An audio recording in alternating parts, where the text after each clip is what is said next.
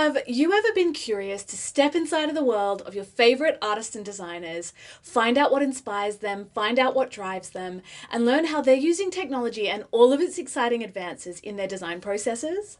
Well, you have come to the right place.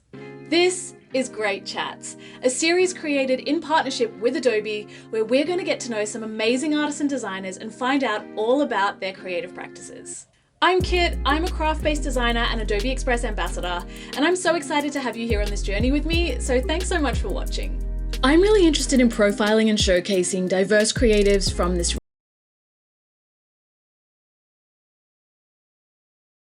into their workflows. I also want to know what inspires them to create and what makes up their creative identity. So in this series, you'll get to come along with me to their studios, meet the artists, and hang out with us as I learn about their creative practices and what makes them tick.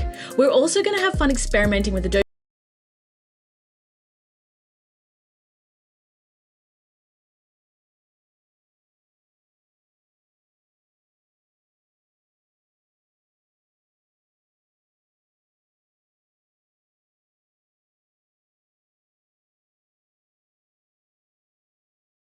My name's Kitty Palaskis. I am a craft-based designer, as I mentioned. I run a design studio called Kitty Palaskis Studio. It's based in Melbourne and also in Sydney.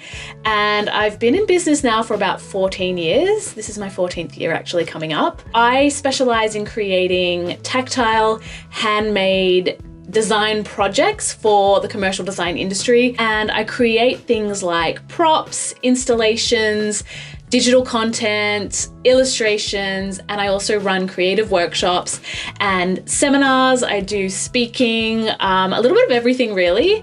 All of it though has a sort of place in the handmade world, and I utilize handmade techniques reimagined in contemporary ways.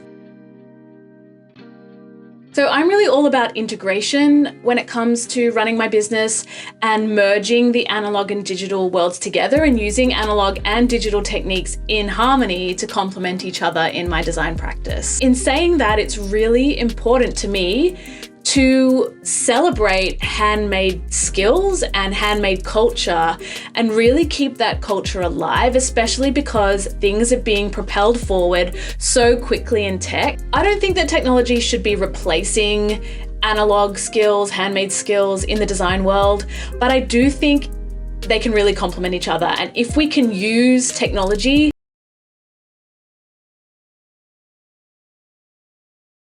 then I think that's a really lovely place to be at. For me, celebrating handmade is a way to honor the past and all of the skills and traditions that have been passed down generation by generation to where we are today. But I also acknowledge that we shouldn't be living in the past. We need to be embracing the now and embracing the future and all of the exciting advancements in technology and in living and in creativity that can bring us. So I think it's really about taking those handmade skills and taking that, I guess, element and overall handmade culture and applying it in a contemporary way today. And so for me, that means finding ways to integrate it with our digital world as well. So you wouldn't think it given that I'm a craft-based designer, but I actually use digital tools every single day as part of my design process. So I'm using them for things like ideation and concepting, mock-ups, pre-production tasks, content production, editing, and also all of my marketing. When I first started my business, I really had a lot of imposter syndrome about being part of the digital design world. I feel like the barrier to entry to learn digital design techniques is so low now, which is so fantastic because it's really making digital design accessible to everybody. It's really important to me that I can create really efficient ways to perform all of those business and marketing tasks so that I can spend more time on the creativity part of my business, which is my priority and my passion, because let's be honest, business admin is not my passion. So I'm always looking for ways to streamline my workflow, and I think that utilizing digital tools, in particular AI, can really help to do that. And it can really help you feel like you are able to take on all the tasks of perhaps a team as one person. I really lean on Adobe Express as a marketing tool. For me, I can do the whole marketing workflow within Adobe Express, and that's great because I'm not jumping around in all sorts of different platforms and programs, things outside of the Adobe suite, things in the Adobe suite. I can just do it all in one, and I love that. I am passionate about efficiency because I only have so many hours in the day, and I really want to be spending my time making art and not doing all these little tasks that take up a lot of time and are a full-time job in themselves.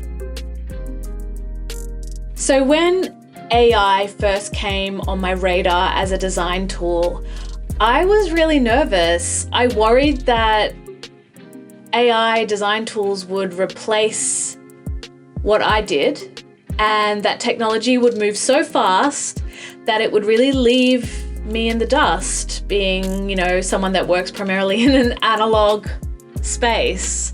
So I did worry about the future of my career. I won't lie to you, I did worry about it.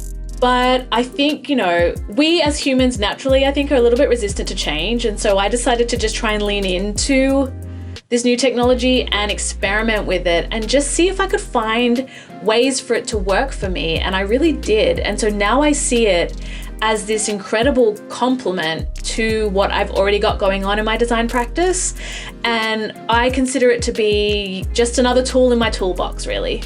I kind of look at AI tools as being like the kind of slightly bonkers studio assistant that I always wish I had. So when it comes to creativity, maybe, they are able to think outside of the box more than me. They have a little bit more like ludicrous of an imagination, so they can present me with ideas that are really out there that I can then take and edit down into something tangible for my clients. So I want to use it to help me step out of the design framework that I kind of get caught in, because you do design the way you do design, and you can kind of get locked into like one way of doing things. So I would love to see more and more AI helping us as creatives to break out of that sort of rigidity that can happen when you are a working creative. From a creativity perspective, I want to see AI enhance our creativity more and more. So I want there to be so many more opportunities to use AI to really elevate our creative practice.